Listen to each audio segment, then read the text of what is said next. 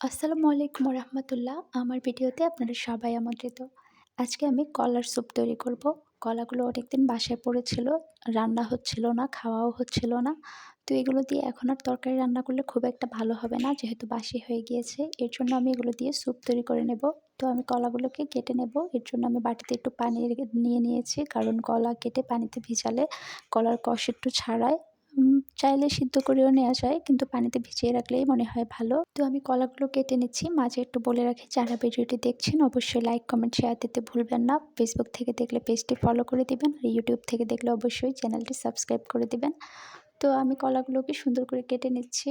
আ আমার কাজই হচ্ছে বাসায় অকেজো জিনিস দিয়ে একটু স্পেশাল জিনিস তৈরি করা। আমার খুব ভালো লাগে। সবাইও এভাবে খুব পছন্দ করে। তো আমি সবগুলো কলা এভাবে কেটে নিয়েছি আ কিউব করে, একটু ছোট সাইজের। আ এগুলো দিয়ে অনেক বেশি স্যুপ হবে। আমি যেহেতু বেশি রান্না করব, অনেকগুলো কলা, তাই সবগুলোই একসাথে কেটে নিচ্ছি।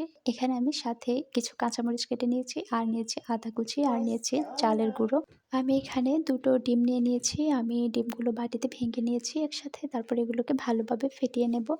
আমি খুবই সাধারণ একদম ঘরোয়া উপকরণ দিয়েই আমার স্যুপটা তৈরি করব। আমি একদম সাধারণ জিনিস ব্যবহার করেই রান্না করার চেষ্টা করি, যাতে আ খেতেও খুব সহজ হয়, রান্না করতেও সহজ হয়, আর সবাই যেন রান্না করতে পারে। তো আমি রান্নায় চলে গেছি।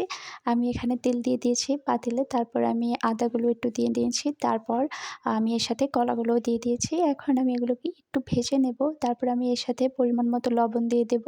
আ যতটুকু স্যুপ তৈরি করবেন সেই হিসেবে লবণ দিতে হবে। তারপর আমি একটু হলুদ দিয়ে দিয়েছি।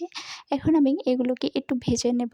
আ কলাগুলো যেন একটু সিদ্ধ হয়ে যায় সেভাবেই ভেজে নেব। তারপর আমি এখানে পরিমাণ মতো পানি দিয়ে দিয়েছি। যতটুকু স্যুপ তৈরি করব ততটুকু পানি দিয়ে দিয়েছি। একটু কমবে পানি, ভালোমতো সেদ্ধ হবে। তারপর আমি এগুলোকে একটু নেড়ে-চেড়ে ঢাকনা দিয়ে দেব।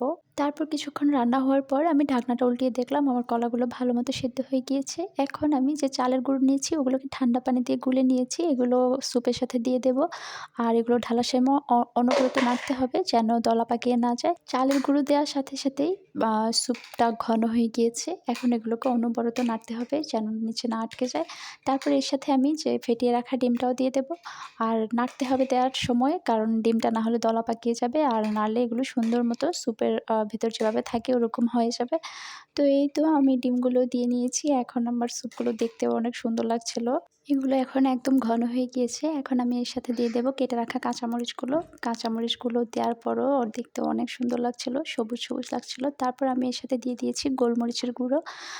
ঝাল চিন্তা করেই গোলমরিচের গুঁড়ো দিতে হবে। যে যেমন ঝাল খায় তেমন। তারপর আমি এগুলোকে একটু ভালো করে মিশিয়ে নিয়েছি। এখন আমি এর সাথে দিয়ে দেব কুচি করে রাখা ধনেপাতা।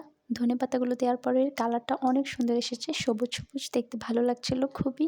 এই তো আমার স্যুপ প্রায় রান্না করা শেষ। এগুলোকে আমি এখন নামিয়ে নেব। যাদের আয়রনের ঘাটতি আছে তারা এভাবে কলা দিয়ে স্যুপ করে রান্না করে খেতে পারেন। শরীরে রক্ত পরিমাণ বৃদ্ধি পাবে। দেখেন আমার স্যুপগুলো দেখতে কেমন ভালো লাগছিল। এগুলো খেতে কিন্তু অনেক ভালো লেগেছিল। বাচ্চা বা বৃদ্ধ সবাইকে এভাবে তৈরি করে খেতে দিতে পারেন। এতে কলা খাওয়া হবে, শরীরে রক্তের পরিমাণ বৃদ্ধি পাবে।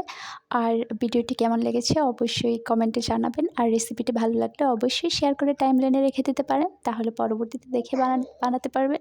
আজ এ পর্যন্তই। সবাই ভালো থাকবেন, আমাদের জন্য দোয়া করবেন। আল্লাহ হাফেজ।